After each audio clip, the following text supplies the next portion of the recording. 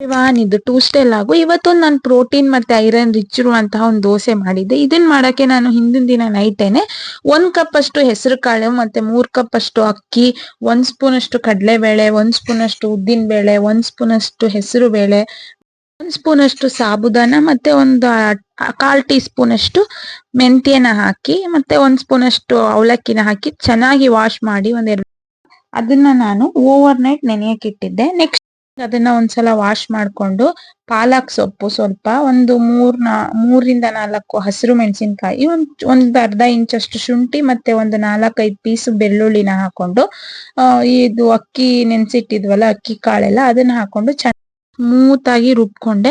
ಪಾಲಕ್ ಸೊಪ್ಪನ್ನ ಬೇಕಿದ್ರೆ ಹಾಗೇನು ಹಾಕೋಬಹುದು. ನಾನ್ ಸ್ವಲ್ಪ ಹಸಿ ಹಸಿ ಇರಬಾರ್ದು ಅಂತ ಅನ್ಕೊಂಡು ಒಳಗಡೆ ಪಾಲಕ್ ಸೊಪ್ಪನ್ನ ಹಾಕೊಂಡು ಒಂದು 2 ಮಿನಿಟ್ಸ್ ಹಾಗೆ ಬೇಯಿಸ್ಕೊಂಡು ಅದನ್ನ ಹಾಕೊಂಡಿದ್ದೀನಿ. ಇದನ್ನ ಚೆನ್ನಾಗಿ ಪೇಸ್ಟ್ ಆಗಿ ರುಬ್ಕೊಂಡಾದ್ಮೇಲೆ ಇದಕ್ಕೆ ನಾನು 1 ಸ್ಪೂನ್ ಅಷ್ಟು ಉಪ್ಪನ್ನ ಹಾಕೊಂಡೆ. ಮತ್ತೆ ಅದಕ್ಕೆ ತುರ್ದಿರೋ ಅಂತಹ ಕ್ಯಾರೆಟ್ ನ ಹಾಕೊಂಡು ಚೆನ್ನಾಗಿ ಮಿಕ್ಸ್ ಮಾಡ್ಕೊಂಡು ಒಂದು 1/2 ಅವರ್ ಎತ್ತಿಟ್ಟಿದ್ದೆ. ಚೆನ್ನಾಗಿ ಮತ್ತೆ ಸ್ವಲ್ಪ ಹೊತ್ತು ಅಳ್ಳುತ್ತೆ ಈ ತರ ಇಡೋದ್ರಿಂದ. ನೆಕ್ಸ್ಟ್ ಅದನ್ನ ದೋಸೆ ಮಾಡಿ ಕೊಟ್ಟೆ. ತುಂಬಾ ಚೆನ್ನಾಗಿರುತ್ತೆ, ಟೇಸ್ಟ್ ಆಗಿಯೂ ಇರುತ್ತೆ. ಪಲ್ಯ ತಿನ್ನಲ್ವಲ್ಲ ಅಂತವ್ರಿಗೆ ಈ ತರ ದೋಸೆ ಮಾಡ್ಕೊಡೋದ್ರಿಂದ ತುಂಬಾ ಬೆನಿಫಿಟ್ ಇದೆ. ನಾನು ಇದಕ್ಕೆ ಒಂದು ಸಿಂಪಲ್ ಆಗಿ ಒಂದು ಚಟ್ನಿ ಮಾಡಿದ್ದೆ ಅಷ್ಟೇನೆ. ಮನೆ ಹತ್ರ ಹಾವಿಂದು ಪ್ರಾಬ್ಲಮ್ ಇರುತ್ತಲ್ವಾ ಅಂತವ್ರು ಏನ್ ಮಾಡ್ಬೇಕು ಅಂದ್ರೆ ಈ ನಾಗದಾಳಿ ಸೊಪ್ಪಿನ ಗಿಡ ಅಂತ ಬರುತ್ತೆ, ನಮ್ ಕಡೆ ಎಲ್ಲ ನರ್ವಿಷ ಅಂತ ಅಂತಾರೆ ಈ ಗಿಡದ ಹೆಸರನ್ನ. ಇದನ್ನ ಮನೆ ಹತ್ರ ಇಟ್ಕೊಳ್ಳೋದ್ರಿಂದ ಇದ್ರದ್ ಸ್ಮೆಲ್ಲಿಗೆ ಹಾವುಗಳು ಬರಲ್ಲ ಅಂತ ಹೇಳ್ತಾರೆ. ಜ್ವರ ಬರ್ತಿರುತ್ತಲ್ಲ ಒಳಜ್ವರ ಅಂತ ಅಂತಾರೆ, ಅದಕ್ಕೂನು ಈ ಸೊಪ್ಪು ತಿನ್ನೋದ್ರಿಂದ ತುಂಬಾ ಬೇಗ ಕ್ಯೂರ್ ಆಗುತ್ತೆ ಅಂತ ಹೇಳ್ತಾರೆ. ನನ್ ಮಗ ಬರೋ ಅಷ್ಟೊತ್ತಿಗೆ ಫ್ರಿಜ್ ಎಲ್ಲ ಕ್ಲೀನ್ ಮಾಡ್ಕೊಂಡು, ಯಾಕೆಂದ್ರೆ ಅವ್ನ್ ಬಂದ್ಮೇಲೆ ಫ್ರಿಜ್ ಅಲ್ಲಿ ಇರೋ ಐಟಮ್ಸ್ ಏನು ಉಳಿಯಲ್ಲ, ಎಲ್ಲ ಹೊರಗ್ ತೆಗ್ದೆಲ್ಲ ಬಿಸಾಕ್ ಬಿಡ್ತಾನೆ.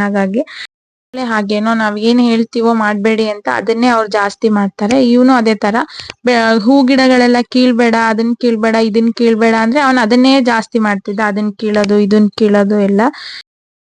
ಗಣಿಕೆ ಸೊಪ್ಪಿನ ಗಿಡ ಅಂತ, ಆದಷ್ಟು ಈ ಸೊಪ್ಪು ನಿಮಗ್ ಸಿಕ್ಕಿದ್ರೆ ಯೂಸ್ ಮಾಡಿ, ಇದ್ರಲ್ಲಿ ತುಂಬಾ ಬೆನಿಫಿಟ್ಸ್ ಇದೆ. ನಾವೆಲ್ಲ ಚಿಕ್ಕವ್ರಿರುವಾಗ ಮುದ್ದೆ ಮಾಡ್ತಿದ್ರೆ ಅಮ್ಮ ಹೋಗಿ ಅವ್ರ ಪಕ್ಕ ಕುತ್ಕೊಂಡು ಅವ್ರು ನೀರೊಳಗ ಹಾಕ್ತಿದ್ರು, ಅದನ್ನ ತಗೊಂಡ್ ತಿಂತಾ ಇದ್ವಿ. ಆದ್ರೆ ನನ್ ಮಗ ನಾವ್ ಏನಾದ್ರು ಮುದ್ದೆ ಮಾಡ್ತಿದೀನಿ ಅಂತ ಗೊತ್ತಾದ್ರೆ ಸಾಕು ಆ ಕಡೆ ಬರೋದೇ ಇಲ್ಲ, ಓಡೋಗ್ಬಿಡ್ತಾನೆ ಮುದ್ದೆ ತಿನ್ನಿಸ್ಬಿಡ್ತಾಳೆ ಅಂತ. ಊಟ ತಿನ್ಸೋದೇ ಒಂದು ದೊಡ್ಡ ಪ್ರಾಬ್ಲಮ್.